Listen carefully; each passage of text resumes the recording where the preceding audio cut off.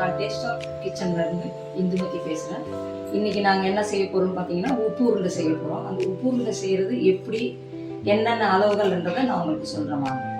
இங்கே பாருங்க, வாங்க. அரிசி வந்து 3 நாளாக்க சொன்னேன். 3 நாளாக்க நல்லா 5 மணி நேரம் ஊற வச்சு எடுத்துட்டு குறைன்னு அரிசி எடுத்துக்கோங்க.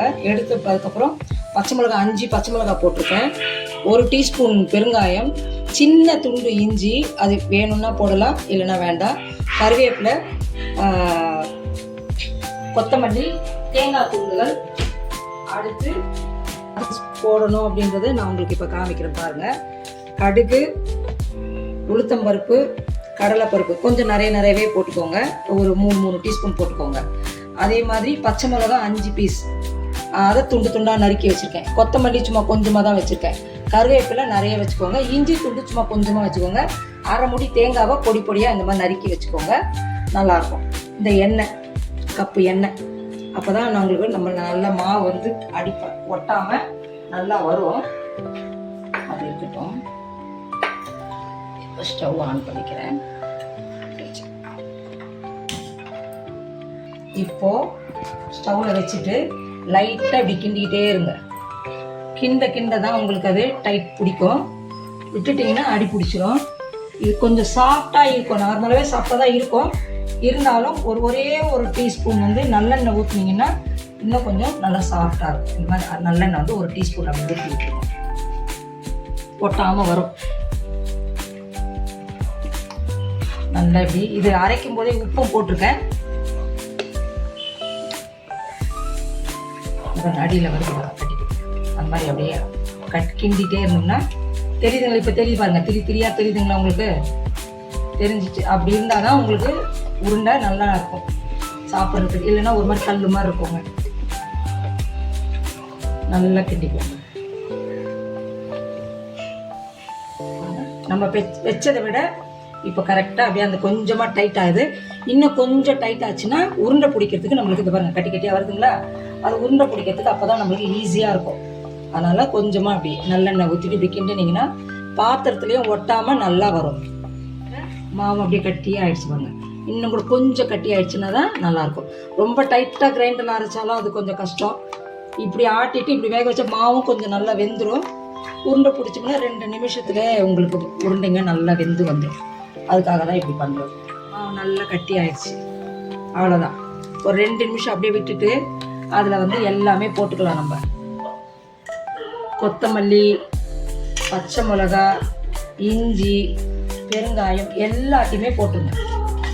போட்டு அந்த சூடுலேயே நல்லா கலக்கி விட்டிங்கன்னா கொஞ்சம் ஆறின மாதிரியும் இருக்கும், கட்டியும் ஆகிடும். அவ்வளோதான். அதுக்கப்புறம் நம்ம தேங்காய் பல்லில் எண்ணெயில் போடுறோம். இப்போ ஸ்டவ்வை பற்ற வச்சு கடாயை வச்சுடுங்க. அதில் இந்த எடுத்த எண்ணெயை எவ்வளோ தேவைப்படுது பார்த்துட்டு ஊற்றிக்கோங்க.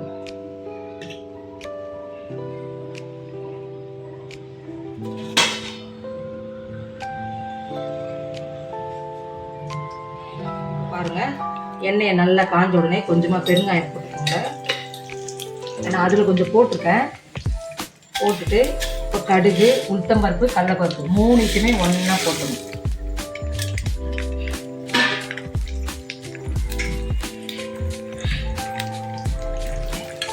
எடுத்து அந்த இதில் கொடுத்துருவோம்.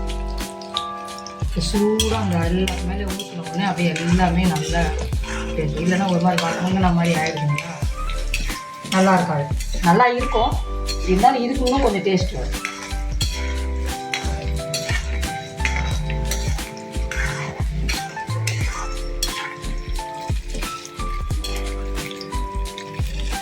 கொஞ்சம் இருக்கும்.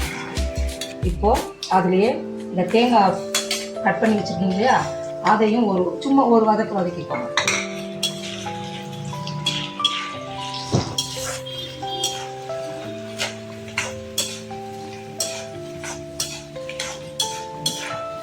அது தளத்தில் இருக்கும்போதே இறக்கி வச்சுட்டிங்கன்னா இந்த எல்லாம் வதக்கி அதில் போட்ட உடனே நல்லா கட்டியாகிடும். அதுக்கப்புறம் நல்லா இந்த சைஸ்க்கு உருண்டை, இந்த சைஸோ இல்லை இப்படி பிடிச்சாலும் சரி, கொழுக்கட்டை மாதிரி பிடிச்சி வச்சாலும் சரி, எல்லாம் நம்ம இஷ்டம்தான். பிடிக்கிறதெல்லாம் இந்த பாருங்கள், இந்த மாதிரியும் பிடிச்சி வைக்கலாம். ஒரு மொத்தமாக உருண்டை பிடிச்சி எடுத்துகிட்டு வந்துருக்கேங்க. அதுக்கு என்ன பண்ணும், இந்த இட்லி பாத்திரத்தில் நல்லா தண்ணி ஊற்றி உள்ள தட்டில் வந்து துணி போட்டு வைங்க. அப்போ தான் வந்து நம்மளுக்கு எடுக்கிறதுக்கும் நல்லாயிருக்கும். நல்லா வேகணும். ஒன்றா எடுத்து அடிக்க வச்சிட்டிங்கன்னா அது ஒரு 10 நிமிஷத்தில் எல்லாம் வெந்துடும். வெந்ததுக்கப்புறம் நான் உங்களுக்கு எடுத்து காமிக்கிறேன். வெந்துச்சுன்னு எப்படி தெரியும்னு பார்த்தீங்கன்னா, இப்போ நல்லா வெள்ளையாக இருக்குங்களா? வெந்ததுக்கப்புறம் பார்த்தீங்கன்னா ஒரு கலர் கொஞ்சம் மாறும். அப்போ உங்களுக்கு நம்மளுக்கு தெரியும் வெந்துருச்சு அப்படின்ட்டு. எடுத்து சாப்பிடலாம்.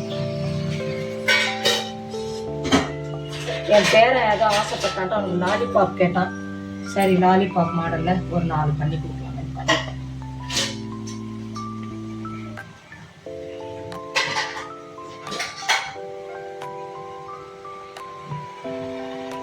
அதே மாதிரி நல்லா 15 மினிட்ஸ் 10 இல்லைன்னா 15 மினிட்ஸில் உங்களுக்கு நல்லா வெந்து நல்லா சூப்பராக இருக்கும்.